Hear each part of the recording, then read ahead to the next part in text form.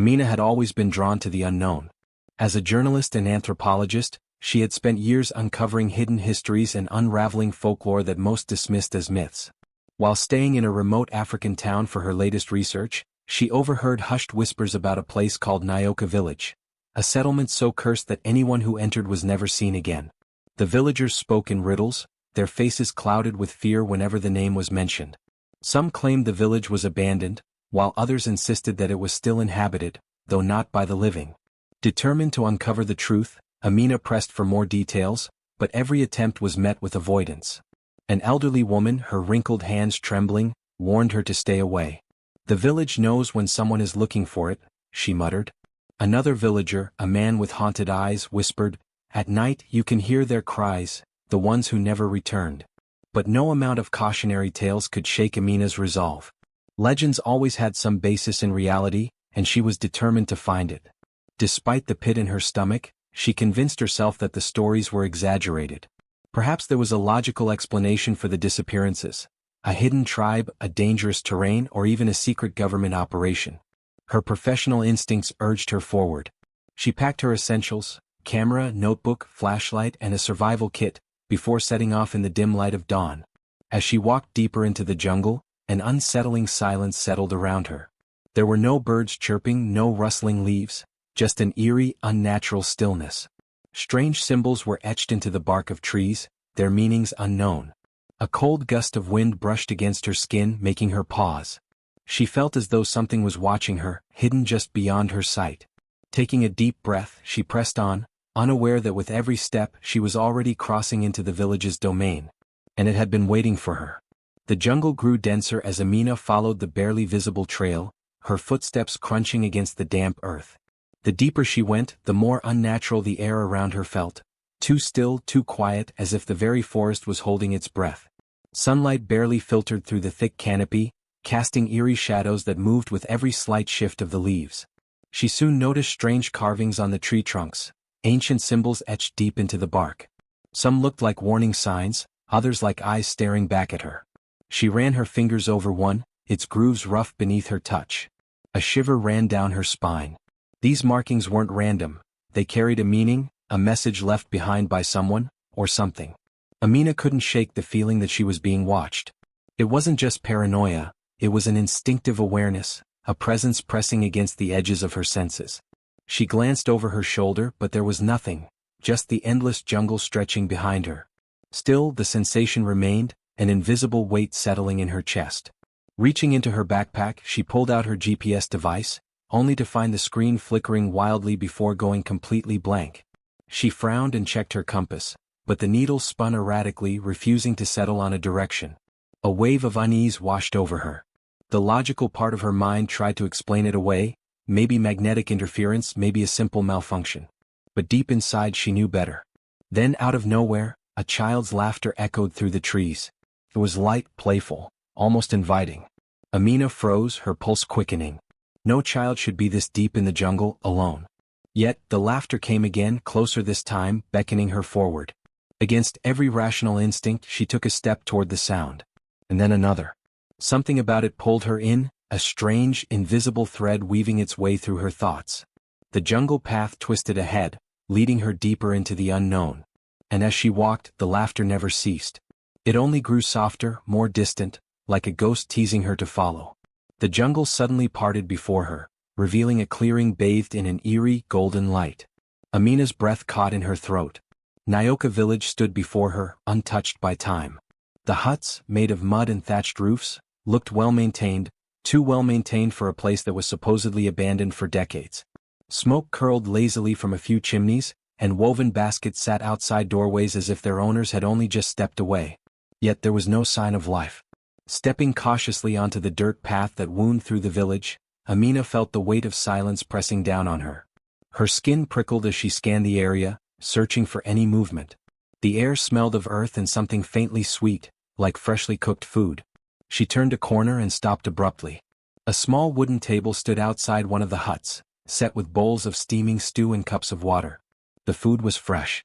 Someone had prepared it recently. A cold shiver crawled down her spine. How could this be? If the village was abandoned, then who had set the table? Who had lit the fires? She moved cautiously, peering into the huts. Inside, everything was perfectly arranged. Woven mats laid neatly on the floors, pots stacked on shelves, clothes folded on wooden benches. It was as if the villagers had simply vanished mid-task, leaving their homes frozen in time. Then, from the corner of her eye, she saw movement. A shadow flickered across the walls of a hut, just at the edge of her vision. She spun around, heart pounding, but there was nothing there. The silence stretched, heavy and unnatural. She was being watched. She could feel it. Inside one of the huts, something caught her attention. A dusty old book sitting on a wooden table. She picked it up, flipping through its fragile pages. The writing was neat, the ink faded but still legible. It was a diary. The entries described daily life in Nyoka decades ago, harvest seasons, celebrations, and rituals. But as she turned the pages, the tone changed. The handwriting grew frantic, the words disjointed. Something is wrong. People are disappearing. We are trapped. The village will not let us go. Amina's hands trembled as she turned to the last page. One single line was scrawled across it, the ink smudged as if written in desperation. Once you enter, you can never leave. The air in the room suddenly felt heavy, thick with something unseen. The walls seemed to close in around her. And then from somewhere outside she heard a whisper. Someone, or something, was waiting for her. Darkness fell over Nyoka Village like a thick, suffocating blanket. The once golden light of sunset faded into a deep, unnatural gloom, and with it came an unsettling stillness. Amina sat on the wooden steps of an abandoned hut, gripping her flashlight tightly. The village, empty and frozen in time just hours ago, now felt different, alive. Then came the whispers. Soft at first like the rustling of leaves, but soon growing louder, surrounding her from all directions. The voices were distant yet urgent, speaking in a language she couldn't understand. She turned sharply, aiming her flashlight toward the trees, but the moment the beam hit the dense jungle, the whispers ceased. The silence was worse. A movement caught her eye, a dark shape shifting just beyond the reach of her light. Amina's breath hitched. She wasn't alone. She aimed her flashlight toward the figure, but there was nothing there. Only shadows stretching unnaturally across the village, twisting as if they had a life of their own. A gust of wind sent a chill down her spine. That was when she saw her. An old woman stood at the edge of the village, half hidden in the darkness. Her back was slightly hunched, her long gray hair draping over her shoulders. She was barefoot, her feet caked in dirt, and her eyes were filled with something Amina couldn't decipher, fear, sorrow, or perhaps a warning. You should not have come, the woman said, her voice barely above a whisper. Amina took a hesitant step forward. Who are you? The woman shook her head, glancing nervously at the shadows. They know you're here. You must leave before it's too late. Amina's stomach twisted. Who are they? The woman didn't answer. Instead, she pointed toward the village entrance. Go now. Amina didn't need to be told twice. Gripping her flashlight, she turned and rushed toward the dirt path that had led her here. The old woman's warning echoed in her mind, urging her to move faster. But when she reached where the entrance had been, she stopped abruptly. Her heart pounded in her chest. The path was gone. Where the opening once stood, there was now only endless jungle, thick, dark, and impenetrable. She spun around, her breath quickening. The entire village seemed to shift, closing in around her. Amina turned back to the old woman. What's happening? She demanded, panic rising in her voice. The woman's expression was grave. You should have left before nightfall. Amina's hands clenched into fists. What does that mean? The whispers returned. This time they were closer. And then, just beyond the tree line, something moved. Amina's pulse pounded as she backed away from the jungle that had swallowed the only path out. The realization hit her like a cold wave. She was trapped. The village was no longer just an abandoned place. It was alive, shifting, watching. The old woman had vanished, leaving only an unsettling silence in her wake. Then the whispers returned. This time they were different. Before they had been distant, like wind rustling through leaves. Now they were closer, clear. And they were whispering her name. Amina. She spun around, her flashlight trembling in her grip. Shadows flickered along the edges of the huts, stretching unnaturally in the dim moonlight. The air turned icy, making her breath visible in the darkness. Then she saw them. Figures emerged from the shadows, pale, translucent forms that drifted between the huts. Their faces were hollow, eyes sunken with sorrow. They did not walk, they hovered, moving with an eerie weightlessness. Amina's throat tightened. These were the lost ones. The villagers who had never returned. She took a step back, but the spirits did not attack. Instead, they simply stared, their empty eyes filled with something unreadable. Then as one they raised their hands and pointed, deeper into the village. Amina hesitated, but something, whether curiosity or an invisible force, pushed her forward. As she moved, the spirits whispered around her, their voices overlapping like a haunting melody. She couldn't understand their words, but the tone was unmistakable. A warning. Then a child's voice broke through the whispers. "You came back." Amina's breath caught in her throat. She turned sharply. Standing a few feet away was a small boy, no older than 7. Unlike the other spirits, he seemed more solid, his pale skin glowing faintly in the moonlight. He wore tattered clothing and his wide, knowing eyes locked onto hers. Amina's voice was barely a whisper. "Who are you?" The boy tilted his head. "You don't remember me?" She shook her head, confusion clouding her mind. "I've never been here before." The boy simply smiled, an eerie knowing smile. "But the village remembers you."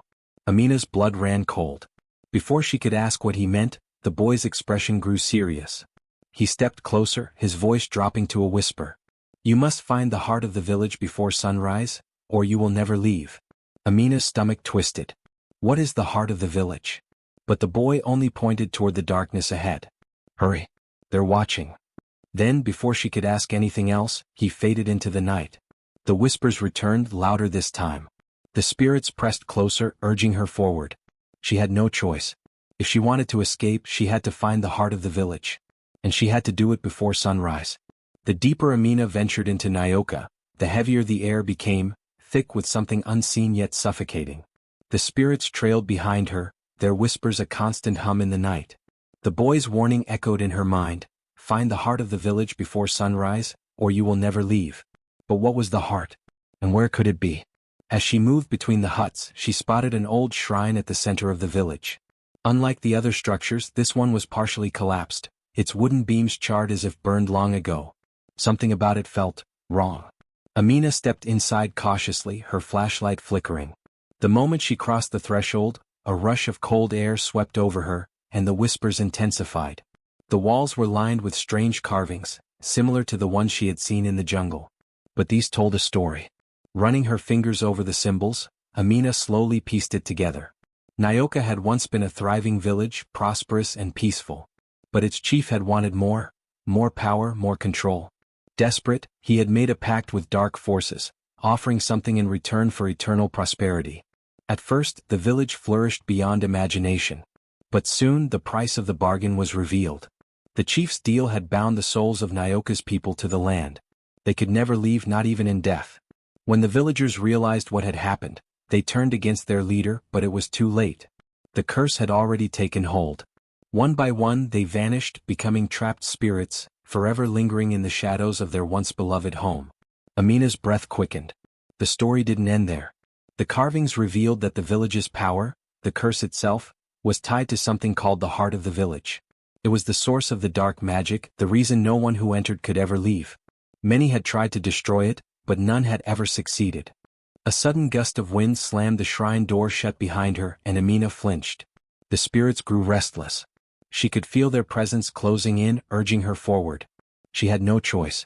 If she wanted to survive, if she wanted to break the curse, she had to find the heart of the village. And she had to destroy it before the sun rose. Amina barely made it out of the shrine before the village began to change. The huts, once still and silent, twisted and stretched like living things. The dirt paths blurred, shifting like liquid beneath her feet. The entire village was transforming, bending reality itself. A deep fog rolled in, swallowing everything in its path. Amina turned sharply, trying to retrace her steps, but the village no longer looked the same. The landmarks, the old huts, the shrine, the central square, had disappeared. She was trapped in an endless maze of twisting paths and shifting structures. Then came the visions.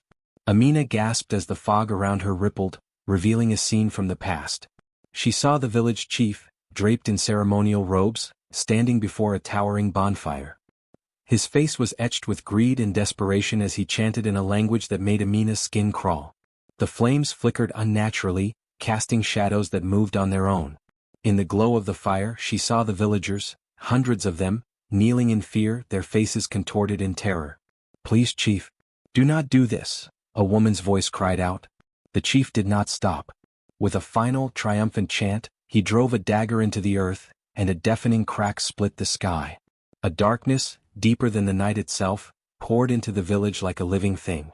The villagers screamed as the shadows swallowed them whole. Amina stumbled backward, gasping for air.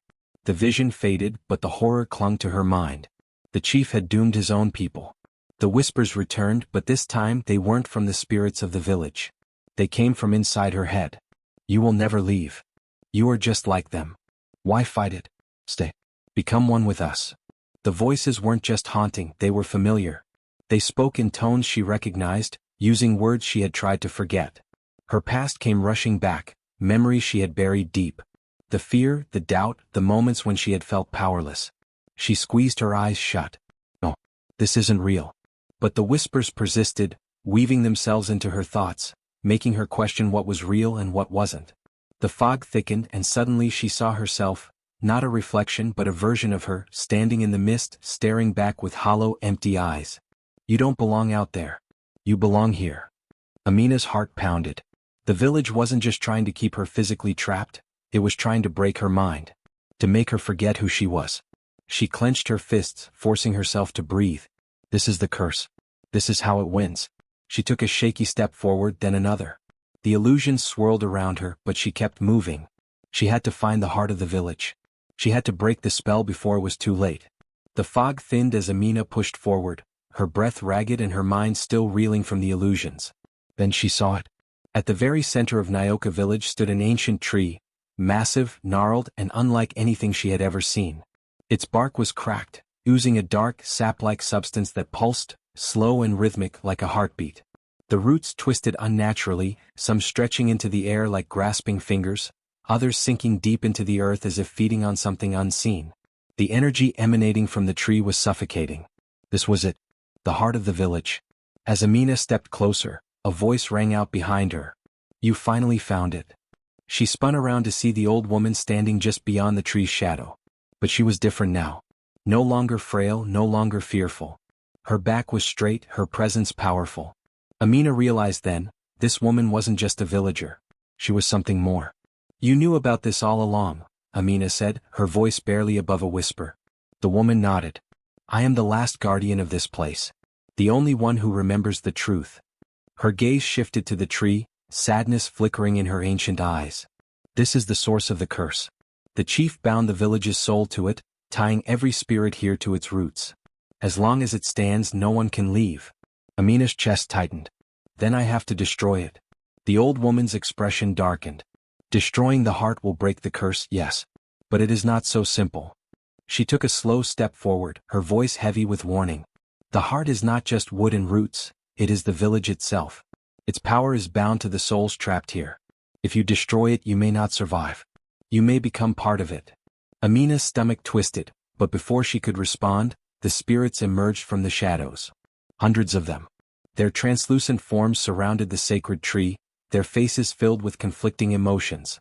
Some looked at Amina with desperation, silently pleading for freedom. Others, however, shook their heads, their sorrowful whispers forming a single message. Don't do it. Amina turned in all directions, overwhelmed by the chorus of voices. Some spirits had accepted their fate, resigned to their endless existence within the village. Others longed for release, their eyes brimming with centuries of longing. She clenched her fists. If I destroy the heart, I free them. But at what cost? The old woman stepped closer. You must decide, Amina. The tree pulsed again, a deep, resonant thrum echoing through the earth. The choice stood before her: burn the roots, break the curse, and risk losing herself, or leave it standing, ensuring the spirits remained trapped forever. Amina took a deep breath. She had to choose. Amina's hands trembled as she pulled out her lighter. The air around her was thick with energy, charged with something ancient and powerful. The sacred tree pulsed again, its roots writhing beneath her feet like living veins. The spirits whispered louder, their voices a storm of emotions: fear, hope, sorrow. Don't do it. Set us free. You will be lost too. Amina's breath came in shallow gasps. Her body screamed at her to run, to escape while she still could. But she knew, there was no escaping Nyoka. Not until the curse was broken. With a deep inhale, she flicked the lighter. A small flame sparked to life, flickering wildly in the wind. She hesitated for only a second before pressing it to the tree's dark, pulsing bark. The reaction was immediate. The sacred tree roared as the flames licked up its surface, spreading unnaturally fast. The thick, black sap ignited, fueling the fire as it devoured the ancient wood. The earth beneath Amina's feet trembled. The village groaned as if it were alive, the huts collapsing into dust, the pathways splitting open. The air filled with screams, not of pain but of release. The spirits rose like smoke, their forms twisting as they were pulled toward the burning tree. Their cries turned into sighs, their sorrow lifting as they dissolved into the night sky. Amina watched, her heart pounding as the old woman stepped forward. Unlike the others, she did not resist the pull. Instead, for the first time, she smiled. "Thank you," she whispered, her voice light as air. Then she faded into the rising smoke. The fire spread faster, consuming everything in its path. The jungle around the village withered, the twisted paths unraveling. The sky above cracked like shattered glass. The illusion of Nyoka was collapsing, breaking apart at the seams. Amina staggered back, her vision blurring. The ground beneath her split open, and the last thing she saw before darkness swallowed her was the sacred tree, burning, cracking, breaking. Then nothing. Amina gasped awake. Her body ached as she lay sprawled on damp earth, the scent of fresh morning dew filling her lungs. Sunlight streamed through the trees, warm and golden. Birds chirped in the distance, their songs familiar, grounding. She sat up with a sharp inhale, heart pounding. The village, Nyoka, was gone. No trace of the cursed land remained. The jungle that had once twisted into impossible paths now seemed normal. The suffocating energy, the whispers, the eerie silence, it had all vanished. Had she truly escaped? Stumbling to her feet, Amina checked her surroundings. Her equipment was gone. Her notebook, her flashlight, even her GPS. Missing. The only thing she had was the lingering chill in her bones and the fading memory of spirits dissolving into smoke. With shaky steps, she made her way back to the nearest town. The locals stared at her as she arrived, dirt-streaked and disoriented. Some gasped, others whispered in hushed voices. She came back. No one ever comes back. Amina ignored their stares, her mind racing. Had she really destroyed the curse? Or had something followed her back? She checked into a small motel that night, exhaustion weighing her down. The world felt real again, the walls solid, the bed firm beneath her. But something wasn't right. As she stepped into the bathroom to wash up, she froze. Her reflection stood in the mirror, staring back at her. But it wasn't just a reflection. It was smiling. Her lips hadn't moved, but the reflections had. The grin stretched unnaturally wide, its eyes gleaming with something dark, something wrong. Amina stumbled back, her breath hitching. A whisper slithered through the room. She thought she escaped, but the village never lets go. The lights flickered. The air grew cold. And Amina realized with a sinking horror that Nyoka wasn't done with her yet.